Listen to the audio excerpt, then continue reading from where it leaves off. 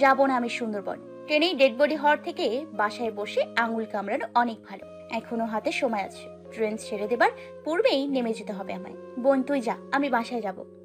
What? পাগল হয়ে গেছিস তুই? বাসায় যাবি মানে কি? দেখ আমার সোজা সাপটা আলাপ। উইন্ডো সাইড সিট না পেলে আমি যাচ্ছি না। সুমন স্যারকে বল আমি নামবো।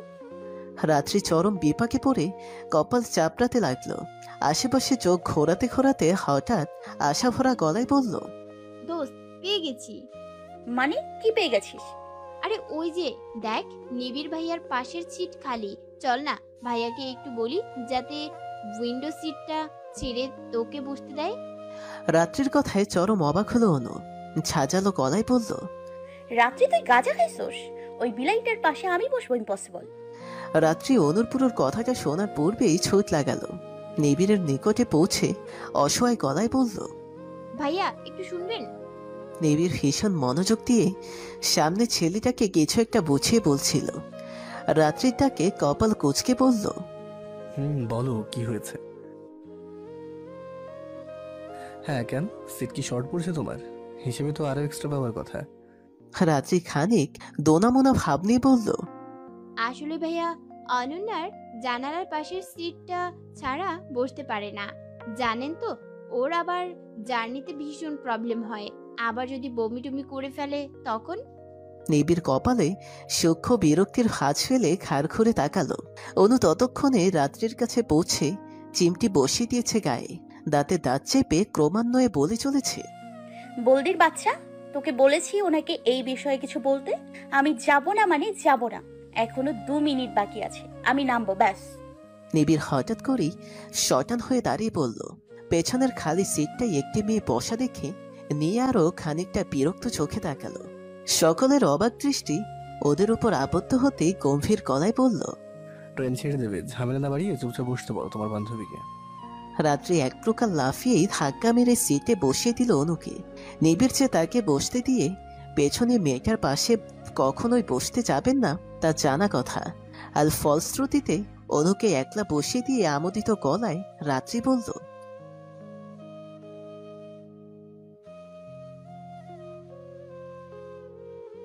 নিবিড় নিজের সিল্কি চুলগুলো মাঝে হাত চালিয়ে এক পলক অনুর দিকে তাকালো। দৃষ্টি সরিয়ে গম্ভীর গলায় বলল, যাতে তোমার বেস্ট ফ্রেন্ডের মতো আরো কিছু স্টুপিডের জন্য কারো ড্রেস খারাপ না হয়। ভেঙে মোর ঘরের চাবি নিয়ে যাবি কে আমারে, ও বন্ধু আমার। ভেঙে মোর ঘরের চাবি নিয়ে যাবি কে আমারে, ও বন্ধু আমার। অগ্নির গানের মাঝে ঠোঁট উল্টে কিছু একটা ভাবল রুশো। ভাইয়ের সাথে সমান তালে হাঁটতে হাঁটতে বলল, বড়, তোমার কি মনে হয় তুমি ঠিকঠাক লিরিক্স গাইছো? অগ্নি সুর ছেড়ে ভ্রু কুঁচকে তাকালো। জবাব স্বরূপ পাল্টা প্রশ্ন ছুড়ল, ভুলভাল রিলিক্স গাইতে যাব কেন? বাট বড়, মানুষ তো তালা ভেঙে ঘরে ঢোকে, অথচ তুমি বলছো চাবি। তবে কি চাবি দিয়ে ঘর আটকানো ছিল? স্ট্রেঞ্জ। পথ ধ্বনিতে আলোড়িত সড়কের ফুটপাথ ধরে হাঁটার পথে অগ্নির কপালেও ভাঁজ পড়ল কিঞ্চিত। আসলেই তো, রুশোর কথা তো একেবারে ফেলে দেওয়ার মতো নয়। মানুষ তালা ভেঙে চুরি হোক, ডাকাতি হোক কিংবা হোক কিডন্যাপিং, চাবি ভেঙে তো আর করে না। হয় চাবি দিয়ে তালা খোলে, নয়তো ইট পাটকেল মেরে তালাটাই ভেঙে ফেলে। অথচ গানে বলা আছে, ভেঙে মোর ঘরের চাবি নিয়ে যাবি কে আমায়। অদ্ভুত। অগ্নির ভাবনার মাঝেই হঠাৎ তরি বাজিয়ে বসল রুশো। উচ্ছ্বসিত কণ্ঠে লাফিয়ে উঠে বলল, অগ্নি জিজ্ঞাসক চোখে তাকালো।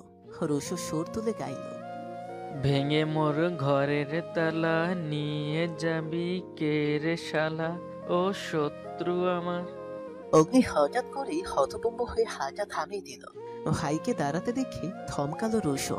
মাথা চুলকাতে চুলকাতে বলল, এর থেকে বেটার কিছু পাচ্ছিলাম না ব্রো। অ্যান্ড শালা বললে কি আর বন্ধু বলা চলে? কেমন যেন গানের মধ্যে গুরুচণ্ডালি টাইপ ভাব চলে আসে না? তাই আর কি, বন্ধুর বদলে শত্রু বসিয়ে দিলাম। কি হলো? কি হলো তো এবার ঠিকঠাক মিনিংফুল লিরিক্স? অগ্নি বিনিময়ে কোনো বাক্য আওড়াবার মতো পরিস্থিতিতে রইল না। ফুটপাতের সাথে লাগানো দেয়ালে পিঠ ঠেকিয়ে হু হা করে হাসতে শুরু করলো সে। রুশো ভাইকে এভাবে লাগামহীন হাসতে দেখে ঠোঁট উল্টালো। মিনমিনিয়ে গলায় বলল, হে ব্রো, হাঁটছো কেন? ভুল কিছু বললাম নাকি? অগ্নি আরো কিছুক্ষণ একইভাবে হাসতে থাকলো। এক পর্যায়ে পেট ধরে হাঁপাতে হাঁপাতে বলল, না না, ভুল কিছু বলিস না, শুধু হাতুড়ি ছাড়াই গানটার হাত পা ভেঙে ফেলেছি সেই। রুশো ঠোঁট বাঁকিয়ে শার্টের কলার উঁচু করলো ও হাফখানা এমন ধরলো যেন কত বড় বীরের মতো কাজ করেছে সে। অগ্নি আরেক দফা হেসে দাঁড়ালো, আবারও ধাপ ফেলে এগোতে এগোতে বলল, রুশু জানিস, অনু এখন মনে হয় কাউকে না কাউকে ইচ্ছে মতো হাজারটা গালিগালাজ করছে। রুশো দাঁড়িয়ে ছিল এতক্ষণ, ভাইকে কিছুদূর এগিয়ে যেতে দেখে এক ছুটে এসে পাশাপাশি অবস্থান নিয়ে বলল, কিভাবে বুঝলে? সিম্পল ব্যাপার, মেয়েটা এত মানুষের ভিড় সহ্য করতে পারে না। কি জানি উইন্ডো সিট পেল কি না, না পেলে সর্বনাশ। রুশো তৎক্ষণাৎ পকেট থেকে ফোন বের করলো। অনন্যার পুরো নাম্বার ডায়াল করবার পূর্বেই ফোনটা আচমকাই কেড়ে নিল অগ্নি। ব্যস্ত গলায় বলল, আহা, এখন কল করিস না, নয়েজ সিনক্রিয়েট হচ্ছে, মেবি ভীষণ। পরের স্টেশনে পৌঁছলে কল দিস। রুশো চিন্তিত চিত্তে ভাবলো বিষয়টা। বিচক্ষণ ভঙ্গিমায় মুখ ভঙ্গি পরিবর্তন করে বলল, ইউ আর রাইট ব্রো। দুই ভাই মিলে খোঁজগল্পে মগ্ন হয়ে আরো কিছুক্ষণ হেঁটেই পার করলো। কেন যেন গাড়ি করে আর বাড়ি ফিরতে ইচ্ছে হয়নি তাদের।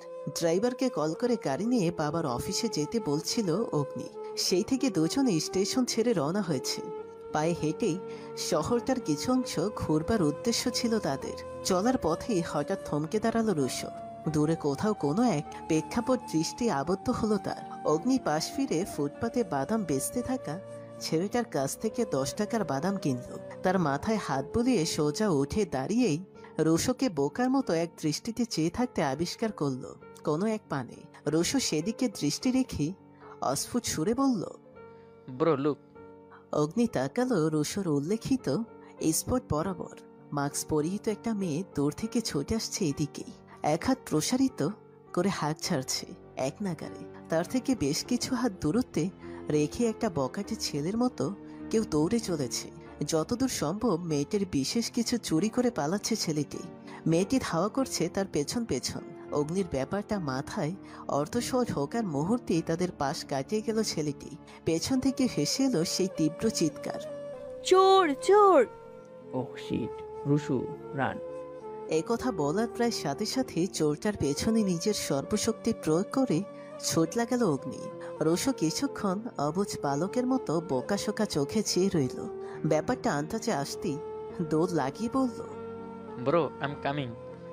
খুব বেশি দৌড়াতে হলো না অগ্নিকে। তার পূর্বেই রাস্তায় পা ভেজে মুখ থুবড়ে পড়ল চোরটি। অগ্নি কলার ধরে টেনে তুলল তাকে। হাতে থাকা লকেটটা টান মেরে কেড়ে নিয়ে বলল, কি দিনকাল আসলো, চোর দেখি দিনের বেলাও এত মানুষের সামনেও আজকাল চুরি করে। ভাই আমারে সাইরা দেন, আর কখনো চুরি কইরমু না ভাই, সাইরা দেন দয়া কইরা। ছেলেটার হাত জোর করে করা অনুরোধের মাঝেই দৌড়ে ব্রেক মেরে দাঁড়ালো রুশো। উদ্গ্রীব হয়ে বলল, wow bro, you caught the thick finally. Agni লকেটটা রুশোর দিকে ছুঁড়ে মেরে বলল, রুশু ক্যাচ। চোখের পলকেই লকেটটা ক্যাচ ধরে আগ্রহী চোখে তাকালো রুশো। ততক্ষণে লোকজন একত্র হতে শুরু করেছে তাদের ঘিরে। মেয়েটিও হাঁপাতে হাঁপাতে এসে দাঁড়িয়েছে পেছনে। চোরটা এবার ছাড়া পেতে অগ্নির দুপা চেপে ধরল। ক্রন্দন মিশ্রিত কণ্ঠে বলল, ভাই ভাই আমার মাফ কইরা দেন ভাই, আসলে আমি চুরি করতে চাই নাই ভাই। আমার গার্লফ্রেন্ডরে গিফট দিবার চাইছিলাম অনেকদিন ধরে। মায়েটা অনেক অভিমান করে আসছিল আমার উপর ভাই, কিছু গিফট না করলে আর কথাই কইতো না। এদিকে আমার পকেটে টাকা নেই, বাধ্য হয়ে চুরিটা করেছি ভাই। আর কখনো এমন করবো না কসম, এবারের মতো মাফ কইরা দেন ভাই। আরে কিসের মাপ, এই সবাই ধর ওই বেটাকে। দিনে দুপুরে চুরি করা তাই না, গণপিটানি না খেলে ওরা শুধরাবে না। পাশ থেকে বেশ মোটা টাচা লোকটার কথায় চোরটাকে মারতে এগিয়ে এলো 5-6 জন। অগ্নি অবাকের চরম সীমায় পৌঁছালো ঠিকই, তবু হঠাৎ করেই তার মনে হলো ছেলেটাকে মারা উচিত হবে না। বয়স আর কতই হবে তার, এই সবে 18-19 বছর বয়সে পা দিয়েছে হয়তো, ভুল করে ভুল পথে এসেছে হয়তো, তবু ক্ষমা তো চাইছে। অগ্নির ভাবনার মাঝেই একজন কলার ধরে কালে থাপ্পড় বসিয়ে দিল চোরটার। দ্বিতীয়বারের মতো গায়ে হাত তুলবার পূর্ব মুহূর্তেই পেছন থেকে চিৎকার করে উঠল মাস্ক পরিহিত মেয়েটি, প্লিজ থামুন সবাই, ছেলেটাকে মারবেন না। ও তো নিজের ভুল বুঝে ক্ষমা চেয়েছে। প্রথমবারের মতো না হয় মাফ করে দিই আমরা। ছেলেটা ছোট, হয়তো বুঝতে না পেরে এমন একটা কাজ করে ফেলেছে। তাই বলে আপনারা যদি সকলে মিলে ওকে মারধর করেন মরে যাবে তো ছেলেটা। মেয়েটির কথায় নিজেদের মধ্যে গভীর আলোচনায় মত্ত হলেন মুরব্বীরা। অগ্নি রুশো অবুঝ ভঙ্গিতে একে অপরের দিকে চাওয়াই করলো কিছুক্ষণ।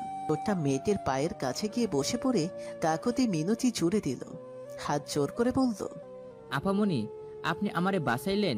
বিশ্বাস করেন আমি ইচ্ছা করে চুরি করিনি, কাম কাজ পারি না তো, বাপ মাও নাই, আমি একলা একটা ছেলে, বহু কষ্টে এটা মায়ারে পটাইছি যাতে ব্রেকআপ না হয়, তাই চুরিটা করছি আপা। মেয়েটি অবাক চোখে তাকালো। কি জামানা এলো!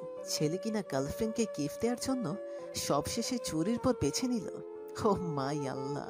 হতভম্ব হয়ে মুহূর্তেই দুধাপ পেছালো মেয়েটি। ঠিক আছে ঠিক আছে, পায়ে পড়তে হবে না। ইয়াং একটা ছেলে তুমি, টাকা নেই তো কি হয়েছে, উপার্জন করবে। ছেলেটি উঠে দাঁড়ালো, কাদো কাদো মুখ করে চেয়ে বলল, জি আপা, আমি এখন থেকে পয়সা কামাবার চেষ্টা করবো। আপনাদের লাখ লাখ শুক্রিয়া আপা। একথা বলেই ফাঁক পেয়ে আবারও ছোট লাগালো ছেলেটি। সে যার থেকে চুরি করেছে সে ক্ষমা করলেও জনগণ গণপিটানোর হাত থেকে বাঁচতে অবশেষে পালাতে হলোই তাকে। এই মেয়ে, তুমি চোরটাকে এমনি এমনি ছেড়ে দিয়ে ভুল করলে। মেয়েটি হাসলো, বিনিময়ে বলল, ভুল থেকে যদি ছেলেটা সঠিক পথে যেতে পারে তবে ভুলই ভালো। আপনারা চিন্তা করবেন না আঙ্কেল। লোকজন আর বিশেষ কথা বাড়ালো না। চলুন ভাইয়েরা, এখানে থেকে আর কোনো কাজ নেই। বলেই একে একে পাশ কাটিয়ে নিজেদের দৈনন্দিন কর্মে মত্ত হলো সকলে। তবে নিজেদের অবস্থান পরিবর্তন করলো না শুধু অগ্নি রুশো। অগ্নির চোখে মুখে অবাক খুশি ভাব, তাতে অনেকাংশে দেখা মিলেছে মুগ্ধতার। অগ্নি রুশোর এই অবাক দৃষ্টিতে সাক্ষী রেখেই হেসে দুধাপ এগোলো মেয়েটি। রুশো আনমনে লকেটটায় হাতে তুলে নিল তার। মাস্ক খুলে মেয়েটি হেসে বলল, থ্যাংক ইউ সো মাচ। আপনাদের সাথে আবার ওইভাবে দেখা হবে ভাবিনি। মুহূর্তে চোখ দুটো রসগোল্লার আকার ধারণ করলো অগ্নি রুশোর। একে অপরের দিকে একবার, পর মুহূর্তে আবারও মেয়েটির দিকে দৃষ্টি নিক্ষেপ করে বিস্মিত কণ্ঠে দুজনেই একসাথে বলে বসল, আপনি? কপোতাক্ষ এক্সপ্রেস। নিচের বিশাল শরীর হেলে দুলে এক ঝাঁক মানব কোলকে নিঃসংকোচে এগিয়ে নিয়ে চলেছে খুলনার উদ্দেশ্যে। রাজশাহী স্টেশন ছেড়ে আব্দুলপুর ছুঁই ছুঁই অবস্থান। একের পর এক গাছগাছালি বোধহয় শাসা করে ছুটে চলেছে পেছনের দিকে। ট্রেন থেকে নিজেদের স্থির বলে মনে হচ্ছে অনুর, অথচ প্রকৃতির দেখে কি সুন্দর পায়ে চপল ছাড়াই ধেয়ে চলেছে। সেই সাথে দমকা হাওয়ায় অনুর বাঁধা চুলগুলো টানা মেলে উঠছে। এমনি সময় ট্রেন জার্নিকে উপভোগ করে হাওয়ায় গা ভাসালো অনু। আজ ধরেছে ভিন্ন রূপ। বুক ভরে শ্বাস নেবার বদলে উথাল পাতাল ঢেউ বইছে হৃদয়ে। পাশে বসে থাকা ব্যক্তিটাই মূলত সকল অস্থিরতাকে ঘিরে ধরেছে আজ। রাত্রির কবুতটির বেড়াচালে অনু আজ এতটাই বিব্রতকর পরিস্থিতির সামিল হয়েছে যে না পারছে উঠতে, না পারছে একইভাবে বসে থাকতে। বর্তমানে এই রাতনি পেতনিটার মাথাটাকেই মশলা ছাড়া কচকচ করে চিবিয়ে খেয়ে ফেলতে ইচ্ছে হচ্ছে ভীষণ। একইভাবে বাইরে তাকিয়ে থাকতে থাকতে ঘাড়ে টান পড়েছে বিশ্রীভাবে। এই মুহূর্তে পাশ ফিরে তাকানোটা অবধারিত, কিন্তু যদি বিলাইটার মুখ আবারও নজরে পড়ায় মেজাজটা বিগড়ে যায়, কিংবা আবারও বজ্রটা যদি গরম চোখে তাকায়, তখন ধুর, যা হবে হবে। ব্যাটার জন্য নিজের ঘাড় ব্যাকা করে প্রতিবন্ধী সেজে থাকবো নাকি? মোটেই না। ভেবি লম্বা শ্বাস ছেড়ে ঘাড় ঘুরিয়ে তাকালো অনু। নেবির কানে হেডফোন গুজে চোখ দুটো বুঝে রয়েছে সেই ফ্লাইটের দিনের মতো করেই। সিল্কি চুলগুলো হাওয়ায় হেলে বেড়াচ্ছে ওর কপাল থেকে চোখ জোরে। ডার্ক গ্রে ঠোঁটের বা কোনটা কিঞ্চিত বেঁকে আছে। শ্বাস প্রশ্বাসের আনাগোনায় থেকে থেকেই ওঠানামা করছে বুক। অনুর হঠাৎ করেই কি যেন হলো। চোখ দুটো অজান্তেই হঠাৎ করে স্থির হয়ে রইল নিবিড়ের মাঝে। দৃষ্টি ঘাড়ো থেকে হালকা হলো ঘাড়তর। সূক্ষ্ম চোখের তীক্ষ্ণতা ঘুরে ফিরে চলল নিবিড়ের মুখে। তার বিচক্ষণতাকেই আবিষ্কার করে ফেলল ভয়ঙ্কর সুন্দর এক চিহ্ন।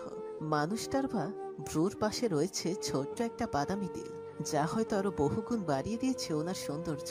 চোখ দুটো ক্ষণিকের জন্য তাতেই আবদ্ধ হলো অনন্যার। শুধুমাত্র ঘাড় ঘুরিয়ে রগের টান কাটানোর মাথা থেকেই বেরিয়ে গেল। অনুর অপলক চাহনির মাঝেই দুই ভ্রুর মাঝে কিঞ্চিত ফাঁজ ফুটে উঠল নিবিড়ের। ভ্রুম কেটে আচমকাই হকচকিয়ে দৃষ্টি সরিয়ে ফেলল অনু। অস্বস্তির চরম সীমানায় পৌঁছে ক্ষণ শ্বাস ফেলছে, জিহ্বা দিয়ে ঠোঁট ভিজিয়ে নিল। পাশ থেকে নিবিড়ের ঘুম জড়ালো কণ্ঠ হেসে এলো।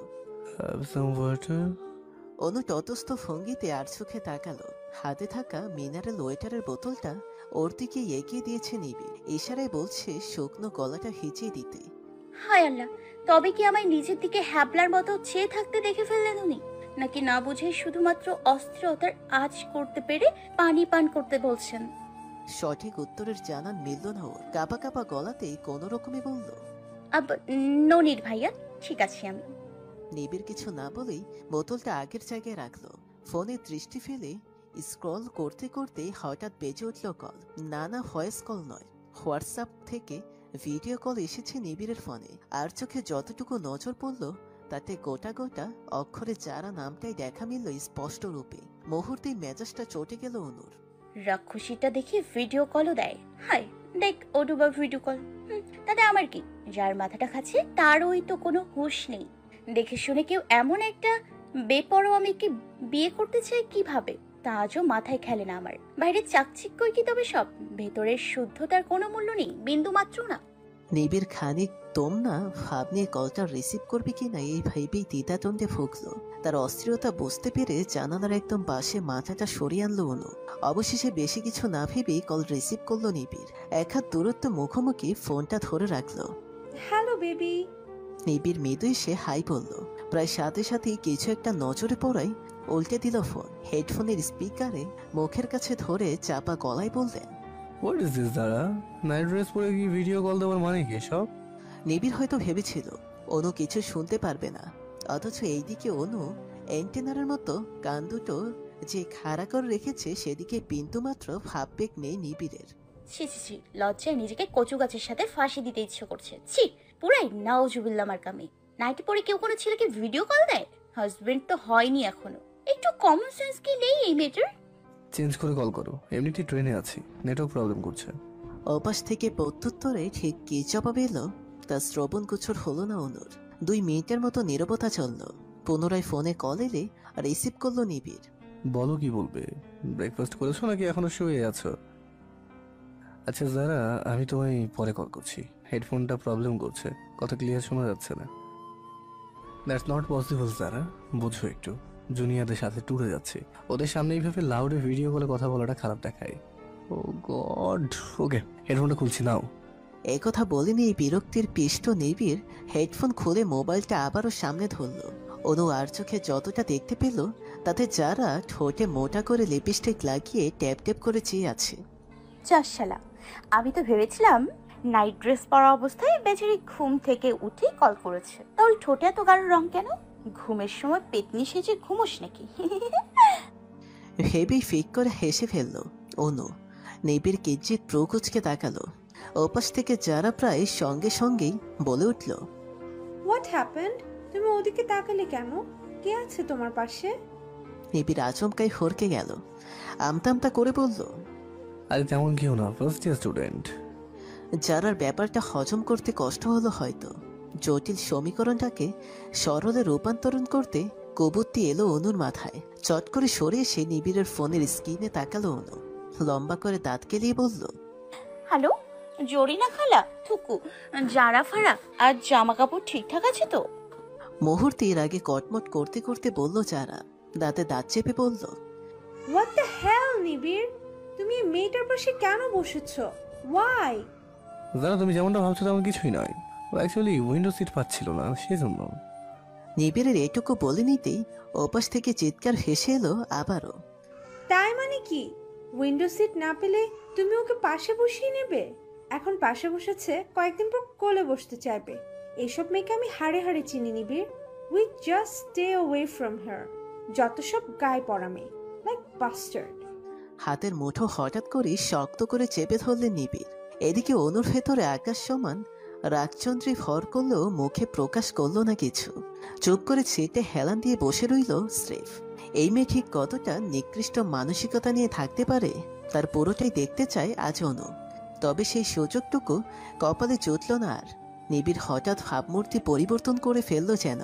গম্ভীর গলায় বলল, যে কাউকে নিজের মন মতো কথা সাজিয়ে বলে ফেলার মতো ভুল নেক্সট টাইম থেকে করিও না তারা। ফিউচারে না হোক, তবে অন্যদের থেকে এইসব স্ল্যাং শুনতে হলো। হোয়াট এভার, রাখছি, আজ আর কল করার সাহস করো না। মুহূর্তেই ফোনের লাইন কেটে উত্তপ্ত শ্বাস ফেলল নিবিড়। রক্ত চক্ষু দুটো গরম করে অনুর দিকে তাকিয়েই ধমক মেরে বলল, and you stupid, just stay within your limits. শুধুমাত্র অগ্নির বোন বলে এতক্ষণ যাবো টলারেট করছি তোমায়, নয়তো। পুরো বাক্যটা শেষ না করে সিটে গা এলিয়ে দিয়ে চোখ মুখ মুছে নিল নিবিড়। ঘন ঘন শ্বাস ফেলে নিজেকে শান্ত করবার কঠিন পরীক্ষায় নাম যোগ করল। ভয়ে কুকড়ে কিছুক্ষণ থম মেরে রইল অনু। অস্থির মনটা ভয়ে চুপসে গেলেও বেকুল হয়ে পড়ল পুরো বাক্যটা শোনবার আগ্রহে। সীমার মধ্যে না থাকলে উনি কি করবেন? কাচ্চি বিরিয়ানির মতো চিবিয়ে চিবিয়ে খেয়ে ফেলবেন নাকি?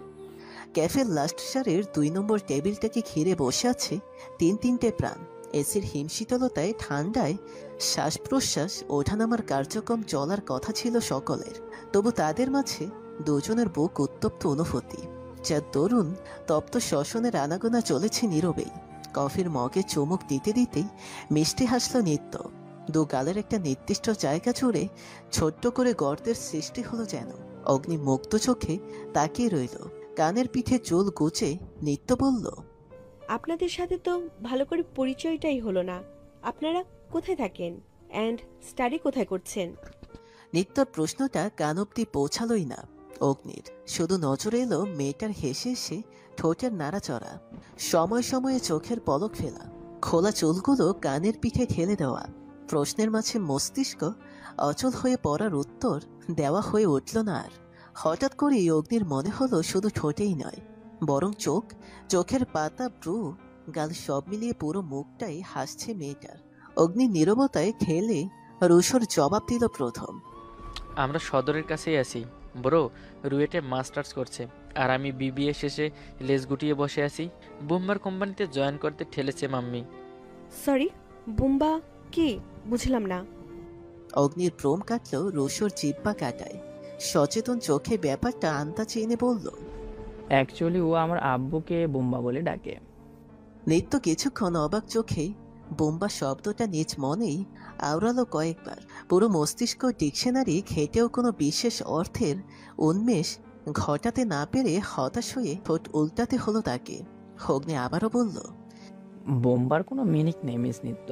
ও ভীষণ আহ্লাদী একটা ছেলে, যা ইচ্ছে নাম দিয়ে বসেছে ওই। বিনিময়ে আবারও হাসল নিত্য।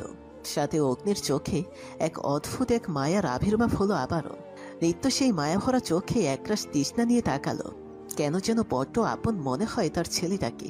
কি সুন্দর করে তাকায়, পলক ঝাপটায়, চমৎকার করে হাসে, সাথে থেকে আবারও ভ্রু কুচকায়। নিত্য নিজের অবুঝ মনকে বুঝ দেয়। মন তবু বিপরীতেই চলে, অথচ সাক্ষাৎ শুধু 2 দিনের। রুয়েটেই মাস্টার্স করেছেন, বা আপনার ধৈর্যের তারিফ না করে পারলাম না। আমি আবার এসব ইঞ্জিনিয়ারিংয়ে নেই, মেডিকেলে পড়ছি। হাবিজাবি গিলতে গিলতেই কাটছে সময়। রুশো হঠাৎ করেই বলে বসল, তার মানে তুমি মেডিকেলে পাশ করে বেরিয়ে মানুষের কলিজা কাটবা? রুশোর উদ্ভট মার্কা প্রশ্নে ফেক করে হেসে ফেলল। বাধ্য হলো নিত্য। পাশ থেকে তুমুল গতিতে মাথায় চাটি পড়ল রুশোর।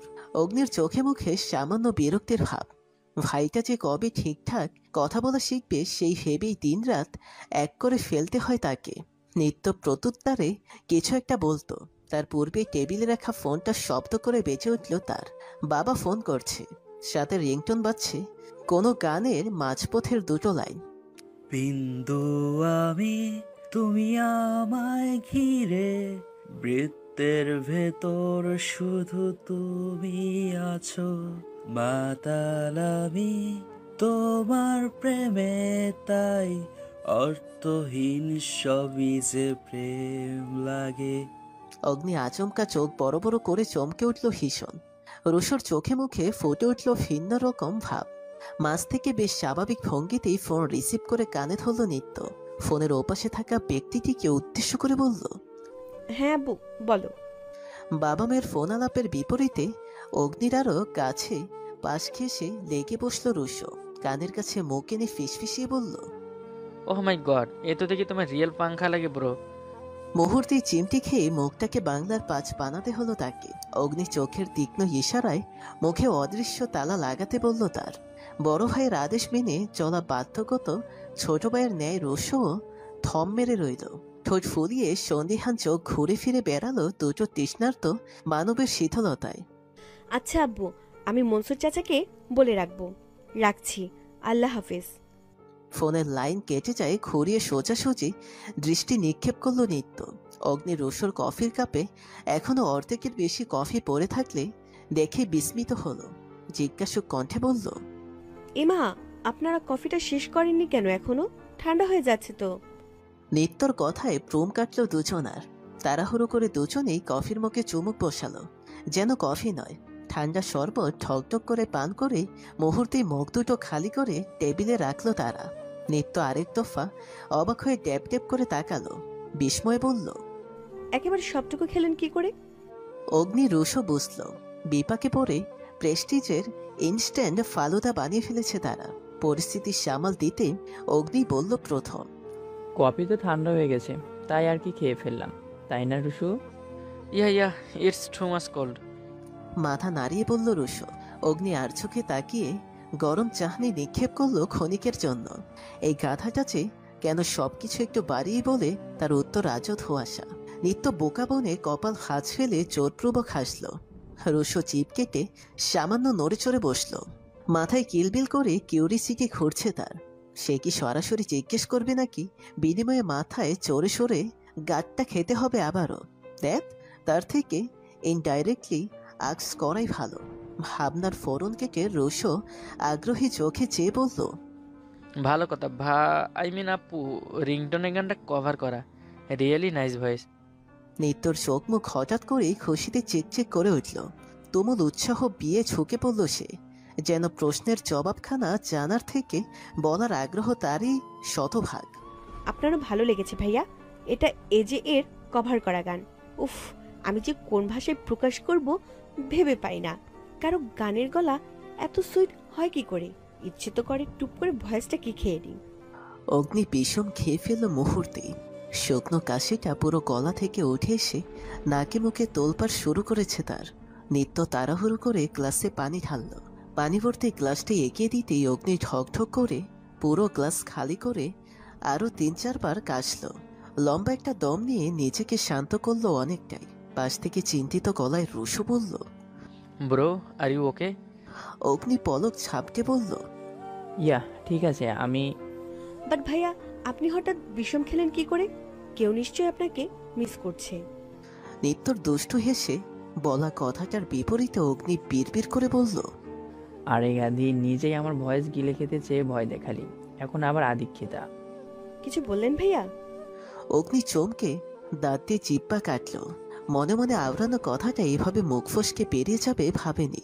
তবু অনিশ্চিত আশায় মাথা ডানে বামে নাড়িয়ে বলল, না না, তেমন কিছুই বলিনি। নিত্য হাসল।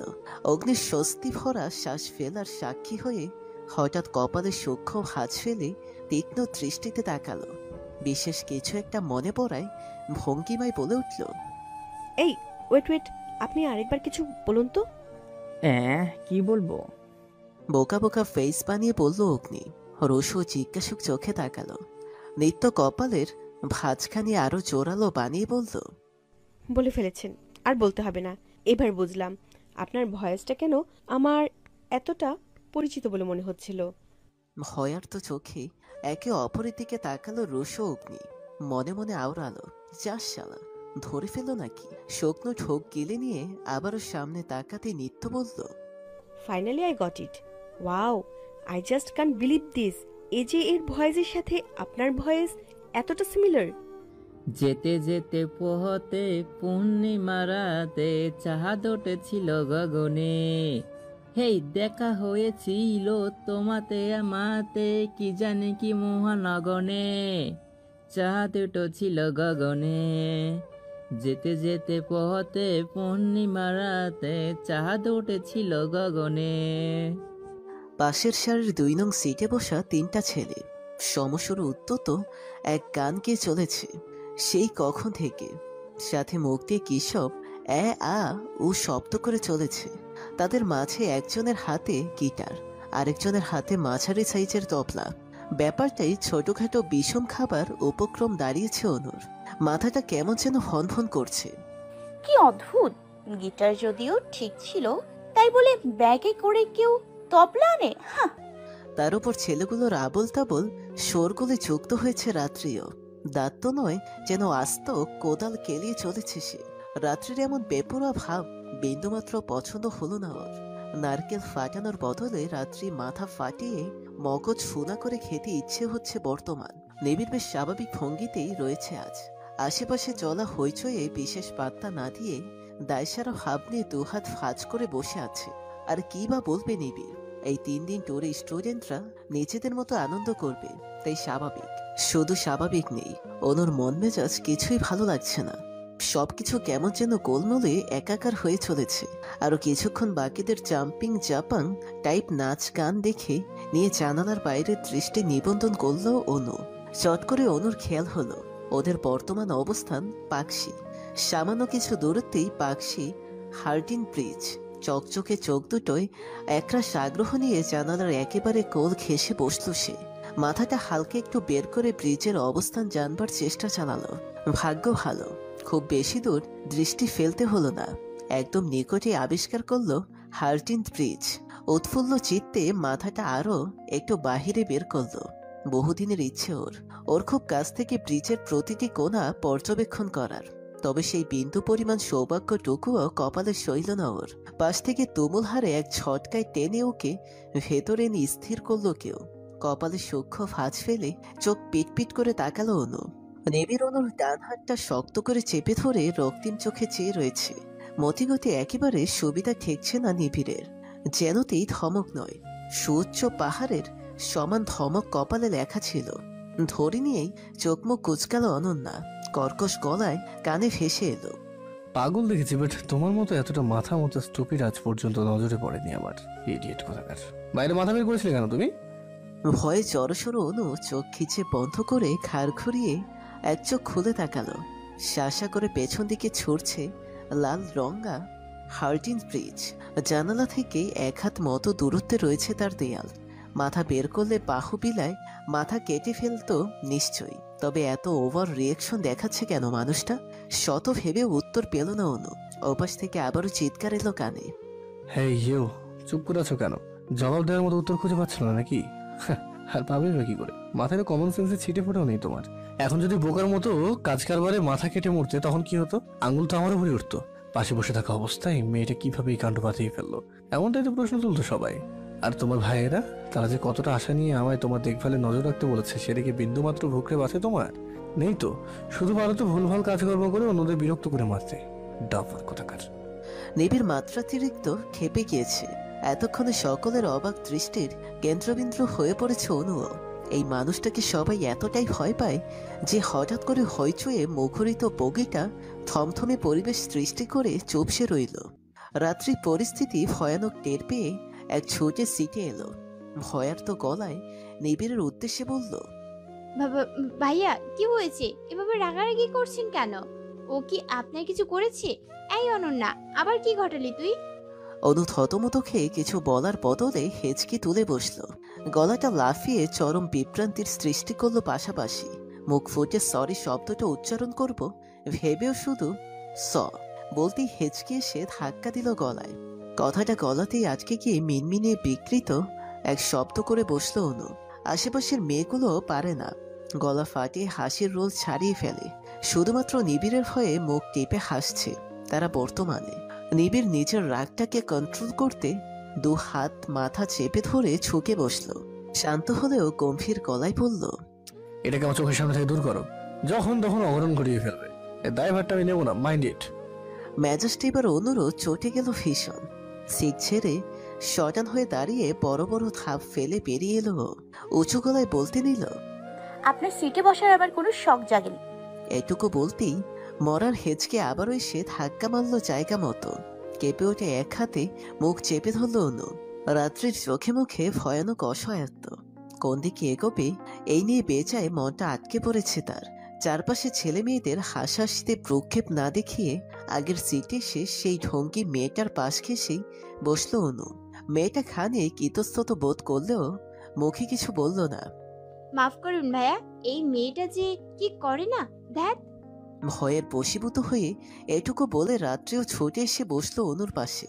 পানির পট এগিয়ে দিয়ে হাতে থাকা ঘড়িটাকে পখর করে কিছু একটা ভাবল। চিন্তিত গলায় বলল, আরো 4.5 ঘন্টার মতো এই সিটে থাকতে পারবি তুই? রাত্রির প্রশ্নে মাথায় দুষ্টু বুদ্ধি এলো হঠাৎ। গালে টাইটলি একটা পাপ্পি বসে দেওয়ার প্রবল বাসনা জাগলো, তবে সেদিকে আপাতত পাত্তা না দিয়ে হঠাৎ করে দুহাতে মুখ চেপে ধরল অনু। ভাবখানা এমন ধরল যেন মুহূর্তেই উল্টি প্রসেস অন হয়ে পড়বে ওর। মেয়েটা হঠাৎ করে ভয়ে চোখ দুটো বড় বড় করে ফেলল। এক লাফ মেরে উঠে পড়ে সোজা রাত্রের উপর পাশে গিয়ে চোখ মুখ ঢেকে ফেলল। নাক সিটকে বলল, সুযোগ বুঝে একদম জানালার পাশে গিয়ে মাথাটা সামান্য বের করে ফেক করে হেসে ফেলল অনু। বমি করার ভান ধরে কিছুক্ষণ উবু হয়ে রইল।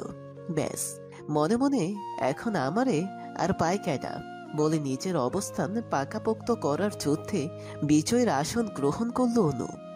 ইস, এই আইডিয়াটা আর কিছুক্ষণ আগে এলে কি এমন ক্ষতি হতো? ট্যাবরা বোবরা বিলাইটার পাশে তো আর বসতে হতো না। আহারে অনন্যা। রাত হয়তো 11টা বেজে কিছু মিনিট হয়েছে। বার চারদিকে খুটখুটে অন্ধকার, মিটমিটে জোনাকির আলো ডিপ ডিপ করে চলছে জানালার ওপারে। মাথার ওপর ভো ভো করে ঘুরছে ফ্যান, 3টে পাখা। গণনা করা দায় তার। ট্রেন কিছু সময় লেট করায় ঠিক 8:30 নাগাদ খুলনা স্টেশনে পৌঁছেছিল ওরা। পুরো রাস্তা নিজেই সুইট কিউট ড্রেস বাঁচাতে রাত্রির পাশেই চোখ মুখ কুচকে এসেছিল মেয়েটি। অনু ছিল একদম ফুরফুরে মেজাজে। কি সুন্দর অসাম একটা বুদ্ধি বের করে বুক ভরে শ্বাস নিতে নিতেই পৌঁছালো। পথে ভাইয়া আম্মু আব্বু কল করেছিল কয়েকবার। অনু জানিয়েছিল একদম ফিটফাট আছে ও। স্টেশন থেকে স্টুডেন্টস প্রফেসররা মিলে উঠেছে বুক করে রাখা হোটেলটায়। সব মিলিয়ে প্রতিটি রুমে 2 জন থেকে শুরু করে সর্বোচ্চ 3 জন পর্যন্ত জায়গা নিয়েছে। অনুরাত্রি 209 নম্বর রুমটায় গিয়েছে বাস। আশেপাশে কে কোথায় আছে তোয়াক্কা করেনি জানার। শীত শীত ভাবছিল যদিও, তবে একেবারে শাওয়ার নিয়ে বেরিয়ে ডিনার করে রুমে ফিরেছে। ডিনারে ছিল মাছ, মুরগির মাংস আর ভাত। মাছটা বরাবরই চোখের বিষটাই বোধ করে অনু, সেহেতু মুরগির মাংস দিয়ে পেট ঠান্ডা করেছে স্রেফ। চারদিকে পিনপত নীরবতা। 6 ঘন্টার লং জার্নির পর সকলেই যে যার মতো ঘুমে কাত হয়ে পাড়ি দিয়েছে স্বপ্নের ঠিকানায়। কথা আছে কাল একদম ভোরের আলো ফোটা মাত্রই সুন্দরবনের উদ্দেশ্যে বেরিয়ে পড়বে সবাই। একদিকে রাত্রিও ঘুমপাড়ানি মাসি পিসের বসে বশীভূত হয়েছে 1.5 ঘন্টার মতো, অথচ নির্ঘুম অনু। ঘুমের ছিটে ফোটাও এসে চোখে ধরা দিচ্ছে না ওর। বিরক্তিটা ক্রমশই মাথা চারা দিয়ে উঠছে উপরে।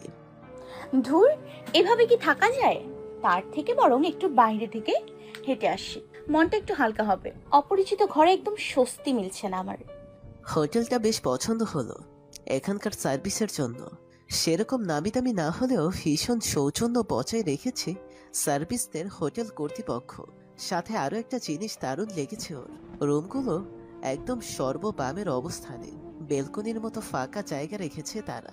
একজন হোটেল বয়কে জিজ্ঞেস করেছিল অনু এখানে ছাদে ওঠার কোনো পারমিশন পাওয়া যাবে কিনা, তবে আশাজনক কোনো উত্তর মেলেনি।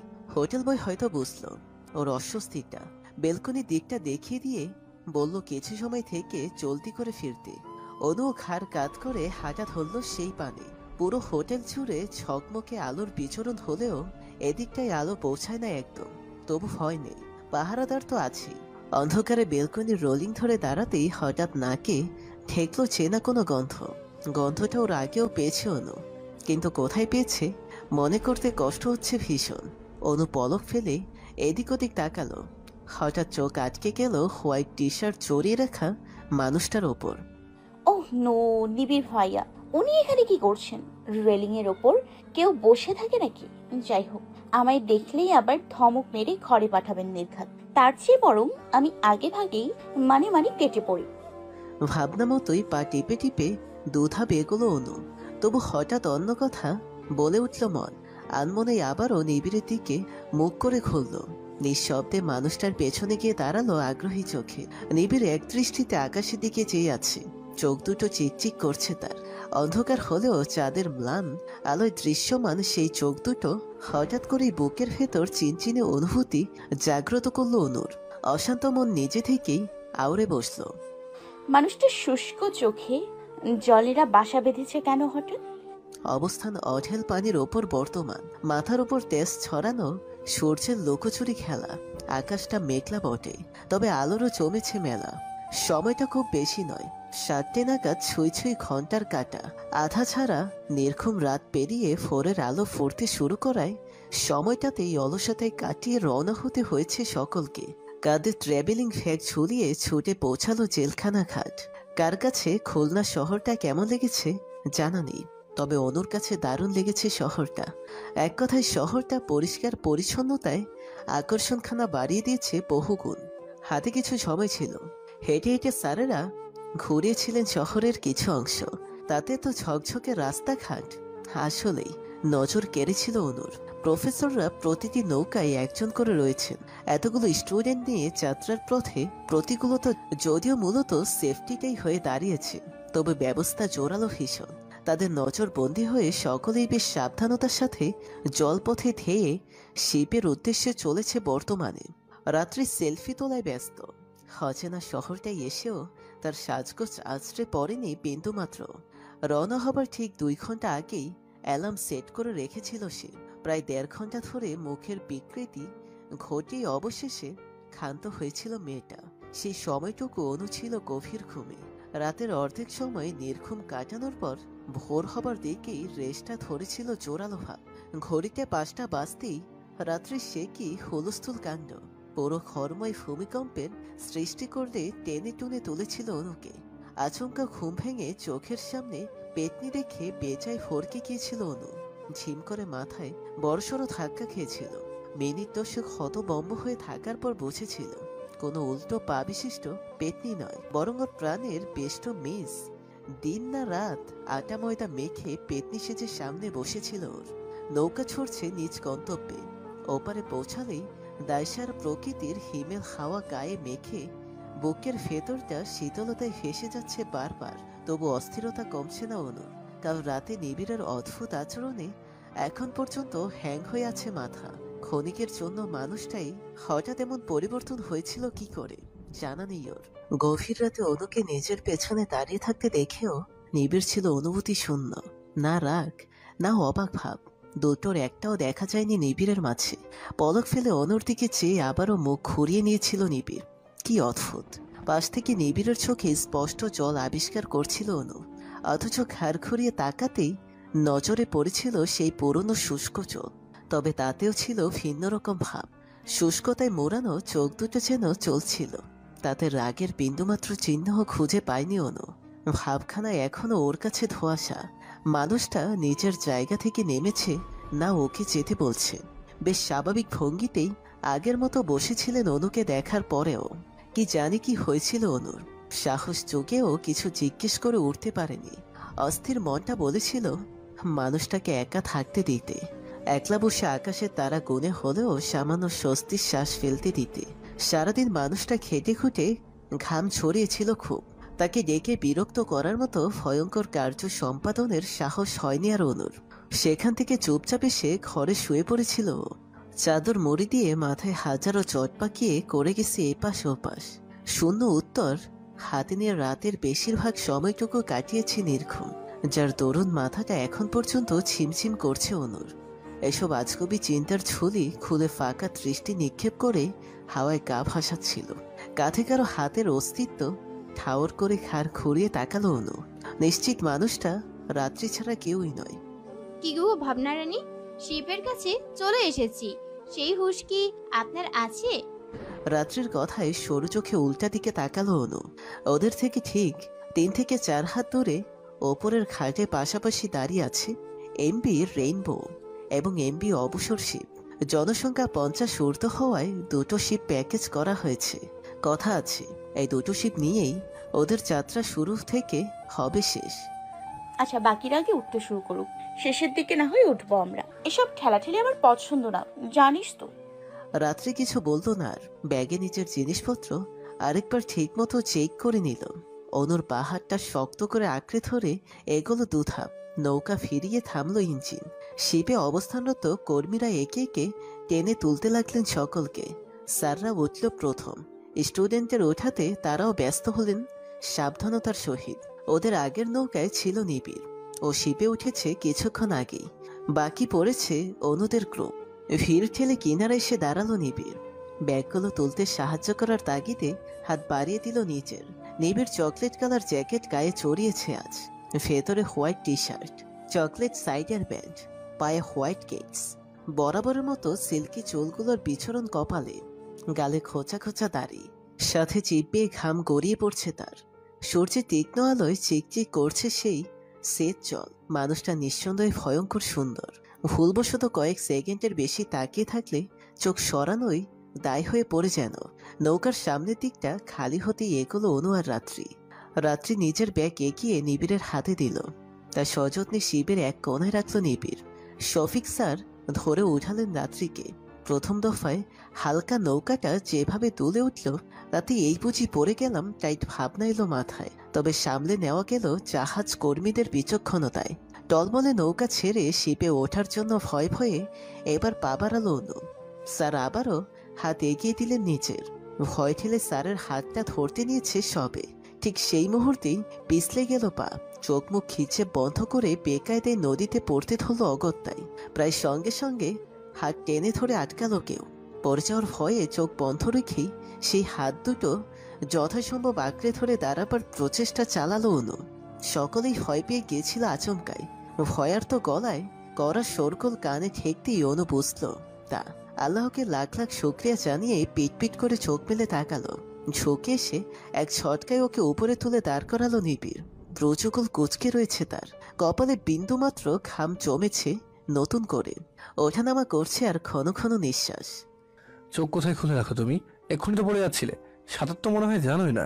কোনো ধারণা আছে পড়ে গেলে কি হতো? ভয়ে ভয়ে হাত ছাড়িয়ে নিয়ে মাথা নোয়ালো অনু।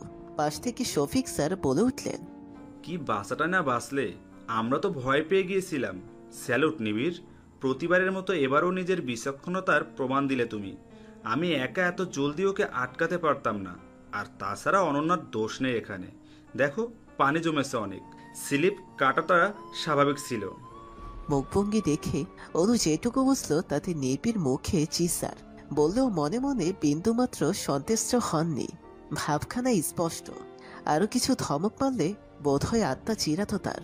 ব্যাপারটা আনতে চেনে রাত্রের পিছু পিছু চলতে হাঁটা ধরল অনু। এই মানুষটা কখন কোন ফ্লেভারে টার্ন মারে বলা মুশকিল। সমান তালে কলিং বেলের শব্দ কানে বাজতেই শুরু করছে রেহনুমার। মাত্রই কড়াইয়ে পরোটা ভাজতে ছেড়েছেন তিনি। এমন লাগামহীন শব্দে কপালে কিঞ্চিত ভাঁজ ফেলে জলদি চুলার আজ কমে ছুট লাগালেন। দরজা খুলতেই হুড়মুড় করে ভেতরে এলো অগ্নি। রেহনুমার বিস্মিত চাহনে হঠাৎ ছেলেটা এমন অস্থির ভঙ্গিতে বাড়ি এলো কেন জানতে বেকুল হলো মন। আরে অগ্নি, এত সকাল সকাল এমন হুলুস তুলুস ভাবে খালামণির বাড়িতে ছুটে এলি যে? হাজার ডেকেও তো বাসায় আনতে পারি না, আজ হঠাৎ নিজের থেকে এলি, ব্যাপার কি?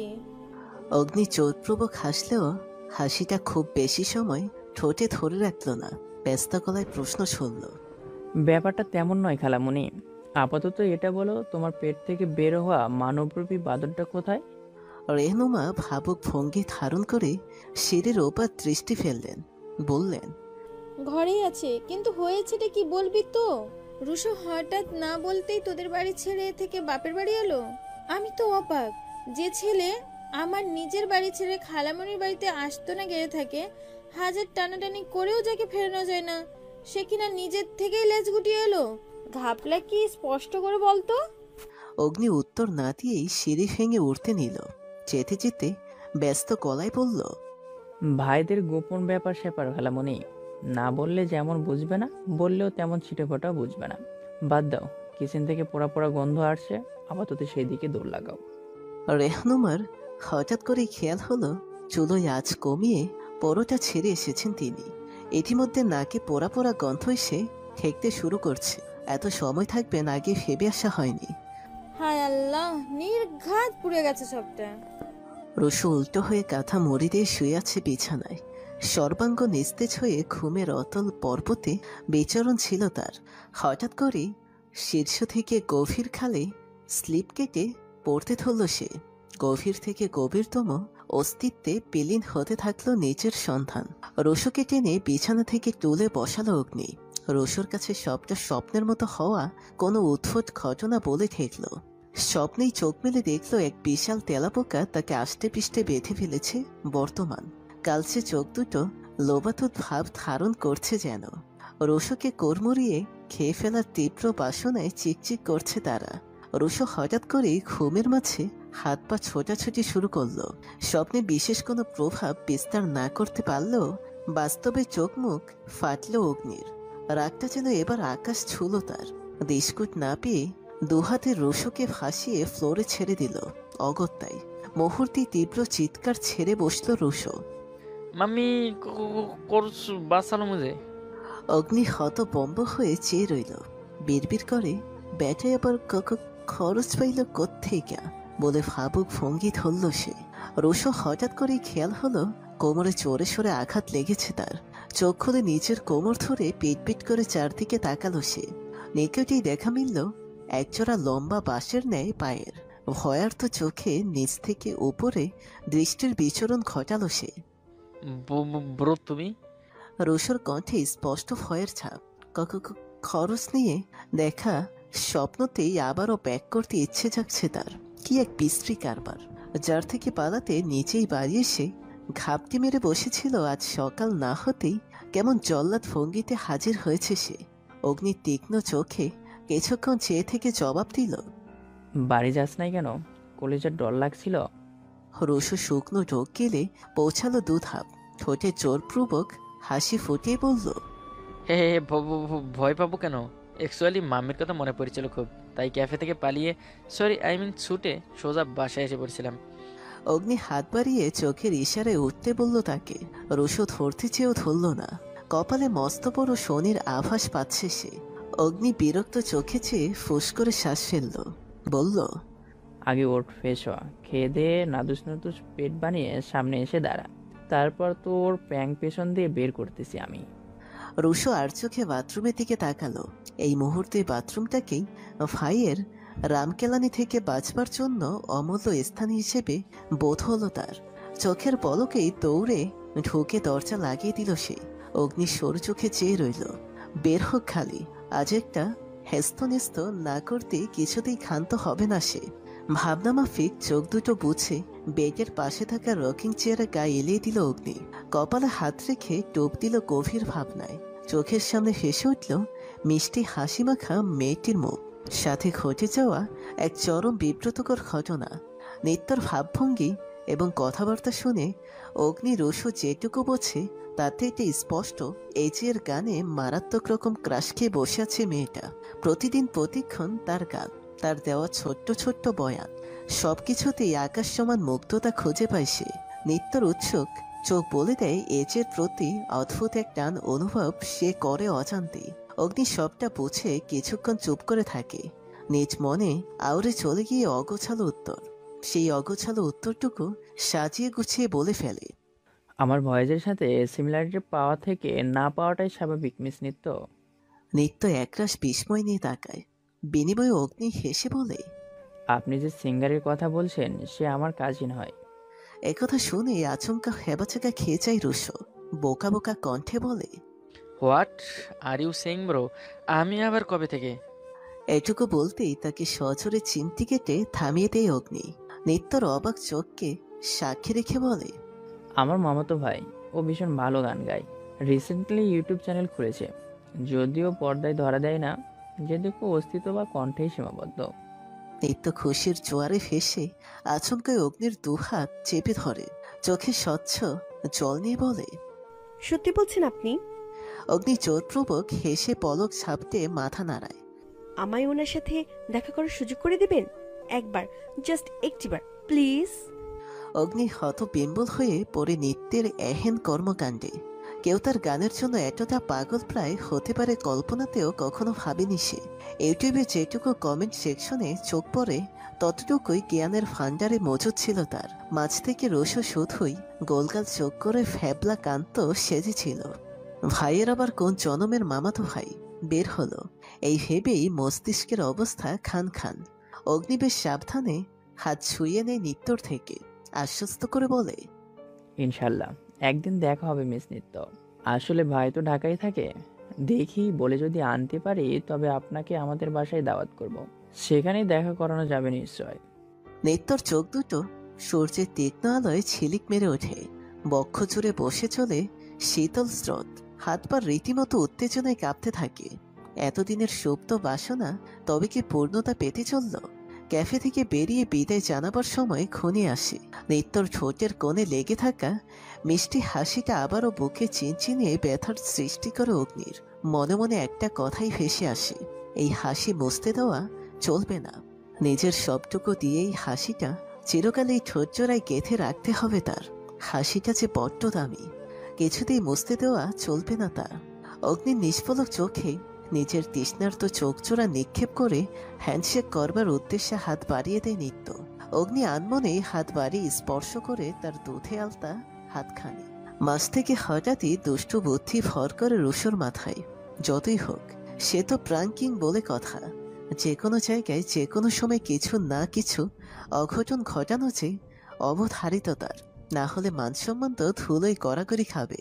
রুশো কৌশলে বুদ্ধি মোতাবেক নিজের প্যান্টের পকেটে থাকা রাবারের পোকাটা বের করে। নিঃশব্দে একজোড়া প্রাণের ভাব বিনিময়ের মুহূর্তে নিত্যর ঘাড়ে ছেড়ে দেয় পোকাটা। আচমকাই ঘাড়ে কিছু পড়ায় চমকে ওঠে নিত্য। অগ্নি তা দেখে ভয়ার্ত গলায় বলে, ও মাই গড, আপনার কাঁধে তো বিষাক্ত পোকা। নিত্য হয়তো ততটুকুও ভয় পায়নি তখন, যতটা না পায় পর মুহূর্তে অগ্নির কথায়। তার আশেপাশে কে আছে না আছে তার বিন্দুমাত্র ভাবনায় বিপর না হয়ে ভয়ে কাবু নিত্য লাফিয়ে ওঠে এক প্রকার। অগ্নি চরমভাবে ভরকে যায়। নিত্যকে থামাতে হাত বাড়াতে নিলে নিত্যই উল্টে ঝাপটে ধরে তাকে। টাল সামলাতে না পেরে দুজনেই ফুটপাতে পড়ে যায় বেকায়দায়। রুশো জিব্বা কাটে, ভয়ের চরম সীমায় পৌঁছে মনে মনে বলে, যাস শালা, ভাবলাম কি আর হইল কি, ইয়ে তো পুরো ঘোটালো হো গিয়া রে বাবা। ততক্ষণে অগ্নি নিত্যকে ঘিরে ভিড় জমিয়ে ফেলে অনেকে। লোকদের সহায়তায় নিত্য উঠে দাঁড়ায়। খেয়াল হয় পোকাটা তার কাঁধে নেই আর। পোকাটার খোঁজে এদিক ওদিক সন্ধানী চোখে তাকায় সে, কিন্তু আফসোস কোথাও দেখা মেলে না তার। ভোলা ভালা নিত্য পোকাটা পালিয়ে গেছে ভেবেই মস্তিষ্ককে সান্ত্বনা দেয়। তবে ততক্ষণে রহস্যের সমাধান করে ফেলে অগ্নি। নিত্যর কাঁধ থেকে কৌশলে পোকাটা সরানোর সময় বেশ বুঝতে পারে এ কোনো জীবন্ত পোকা নয়, নিতান্তই ভয় পাওয়ানোর উদ্দেশ্যে ব্যবহৃত রাবারের তৈরি বস্তু মাত্র, ব্যাস। এইটুকুই দরকার ছিল বুঝে ওঠার। এমন বিশ্রী কারবার রসু ছাড়া যে আর কারো কর্ম নয়, বেশ ভালো মতোই বুঝে আসে তার। নিত্যকে বিদায় জানিয়ে বাকি লোকদের নিজ নিজ কর্মে ফিরে যেতে অনুরোধ করে সে। ততক্ষণে রুশো সুযোগ বুঝে পগার পার। অগ্নি ভেবেছিল বাড়ি ফিরে ইচ্ছামতো ধোলাই দেওয়া যাবে রুশোকে। তবে অবাক করা বিষয়, ভয়ের ছুটে রুশো বাড়ি না ফিরে যায় নিজেদের বাসায়। অপেক্ষা করতে করতে খনি আসে আধার। অগ্নিও আর রাগ বাড়ায়নি সেদিন। জব্বর এক ঘুমে রাত কাটিয়ে সকাল বাঁধর ধরতে বেরিয়ে পড়ে আজ। রৌদ্রোজ্জ্বল সকাল, ঘড়ির কাঁটার বিচরণ 12টার কাছাকাছি বর্তমানে। আকাশটা অবশ্য হালকা মেঘলাটে, যার দারুণ একটু পরপরই আলোর মুখরিত হচ্ছে ভুবন। আবার হঠাৎ করে নিপাতিত ছায়ায়। খুলনার জেলখানা ঘাট থেকে শিপ ছাড়ার পর পুরো 4 ঘন্টা মতো পানিপথে ধেয়ে অবশেষে ওরা পৌঁছালো বনের দ্বিতীয় স্তর হারবাড়িয়া। শিপের প্রতিটি রুম খারাপ নয়, মোটামুটি বেশ ছিল। ছোট কামরায় এক হাতের মতো গ্যাপ রেখে স্থান নিয়েছিল 2টো সিঙ্গেল বেড। ফুল প্যাকেজ করে রাখায় থাকা খাওয়া সবটুকুই কর্তৃপক্ষের দায়িত্ব। সেই হিসেবেই সকালে দারুণ সব নাস্তার আয়োজন করা হয়। শোনা যায় সুন্দরবন যাবার পথে শিপে অবস্থানরত সময় যতটা না কথা বলার জন্য মুখ নড়ে, তার থেকে বেশি মুখ নড়ে খাবার চিবানোর জন্য। এত এত গরম গরম সব খাবারের আয়োজনে পেটের অর্ধেক খিদে বোধহয় শুধু চোখের তৃষ্ণাতেই মিটে যায়। তবে পরোটা, ডিম ভাজি, ডাল সাথে সবজি প্লেটে ওঠালেও সবজির ধারের কাছেও হাত বাড়ায়নি অনু। অথচ রাত্রি ছিল ননষ্ট। পুরো 3-3টে বড় বড় পরোটা নিমিষেই সাবার করে বোকা বোকা হেসেছিল হতভম্ব অনু। রাত্রির খাওয়ার মুহূর্তে না হাসলেও শেষ পরিণতি দেখে উচ্চ স্বরেই হেসে ফেলে। রাত্রি ঠোঁটে লিপস্টিকের করুণ দশা। সাবধানে মজা মজা খাবারগুলো পেটে চালান করার সময় এক মুহূর্তের জন্য হয়তো সে ভুলেই গিয়েছিল নিজের মহামূল্যবান মেকআপের কথা। তার ঠোঁট ছেড়ে এদিক সেদিক লেগে থাকা লিপস্টিকের লাল টুকটুকে রং দেখে ফেলে আশেপাশে বসে থাকা আরো 2টো মেয়ে। ওরাও ঠোঁট টিপে হাসে। বিনিময়ে রাত্রি চোখ গরম করে তাকায়। এক হাতে ঠোঁট থেকে চোরের মতো পালিয়ে যায় ঘরে। আংশিক ঘটনায় আরো জোরে হেসে ফেলে অনু। বাকি খাবারটুকু কোনো রকমে পেটে চালান করে ফিরে বিছানায় এলিয়ে দেয় গা। হাতে অনেকটা সময় ছিল, 4 ঘন্টার মতো। পথ পানির উপর হেসে ভেসে হাড় বাড়িয়ে পৌঁছাতে পৌঁছাতে চোখ দুটোর তৃষ্ণা মেটানোর সুযোগ ছিল অফুরন্ত।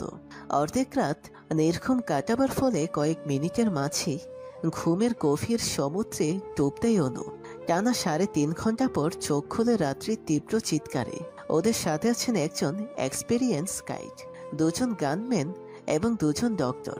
যাত্রাপথে প্রতিটি ধাপে বিপদের আশঙ্কা যত পার্সেন্টই থাকুক না কেন, অসাবধানতার ছোঁয়াও এই 3 দিনের ট্রিটে পড়তে দেয়া চলবে না একদম।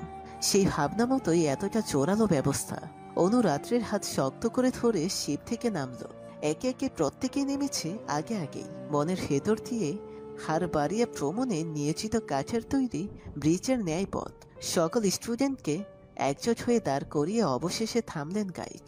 হাত দেখিয়ে চেঁচামেচি করতে বারণ করে বললেন, প্রথমেই বলে রাখি, আমরা সবাই একজোট হয়ে একটা রেলগাড়ির মতো সিকোয়েন্স বজায় রেখে হাঁটবো। কেউই দল থেকে বিচ্ছিন্ন হব না। বনের মধ্যে অনেক প্রাণঘাতী প্রাণীর বসবাস। শুধু তাই নয়, বাঘের আক্রমণের সম্ভাবনা যদি 1%ও হয়, তবুও বিচ্ছিন্ন হওয়া চলবে না। একজোট হয়ে চললে কোনো প্রাণী আমাদের উপর আক্রমণ করার সাহস পাবে না। এছাড়া আমাদের কাছে পর্যাপ্ত পরিমাণ ওষুধ নেই। বিষয়টা মাথায় রেখে চলাফেরা করতে হবে। আর অবশ্যই কেউ উচ্চস্বরে হাসাহাসি কিংবা শোরগোল করবেন না। এতে পশু পাখিরা ভরকে গিয়ে দূরে চলে যাবে। দেখার মতো কিছুই কিন্তু আর পাবেন না। গাইডের কথায় সম্পূর্ণ মনোযোগ রেখে মাথা নাড়ালো সবাই। গাইড আবারও বললেন, বনে অনেক প্রজাতির সাপ আছে, যেগুলো দেখতে হুবহু গাছের পাতার মতো সবুজ। গাছে হাত দিলে ওরা কিন্তু আমাদের উপর আক্রমণ করতে 2 বার ভাববে না। আবার বলছি, আমাদের কাছে ডাক্তার থাকলেও পর্যাপ্ত পরিমাণে ওষুধ নেই। তাই প্রতিটা ধাপ সাবধানে ফেলতে হবে। নিঃশব্দে হেঁটে বন পরিদর্শন করতে হবে। বনে হরিণ, বানর দেখা যাবে অনেক। কেউ ঠেলাঠেলি করব না। এতে দেখা যাবে সামনের সবাই দেখতে পেলেও পেছনের কেউ দেখার মতো কিছুই ভাগে পেল না। মনে রাখতে হবে আমরা একটাই পরিবার। পরিবারের প্রতিটা সদস্য যেমন একে অপরকে সাহায্য করে, সঙ্গ দেয়, খেয়াল রাখে, আমাদেরকেও ঠিক সেভাবেই চলতে হবে। আবারও সবাই মাথা কাত করে সম্মতি জানালো। তার মাঝে 2টো মানবরূপী বাদর ফটো সেশনের মাঝেই স্থির থাকলো মন। নিবিড় তককে তককে ছিল এতক্ষণ। কোনো এক কারণে ছেলে দুটোর উপর চরম ক্ষিপ্ত উনি। সেদিকে লক্ষ্য রেখেই ভিড় ঠেলে রওনা হবার মুহূর্তে ছেলে দুটোর নিকটে এলো। গম্ভীর গলায় বলল, আড্ডা দেওয়ার আর ফটো সেশন করায় যদি মেইন পয়েন্ট হয়ে থাকে, তাহলে শিপে গিয়ে বসো আবার। গো কুইক।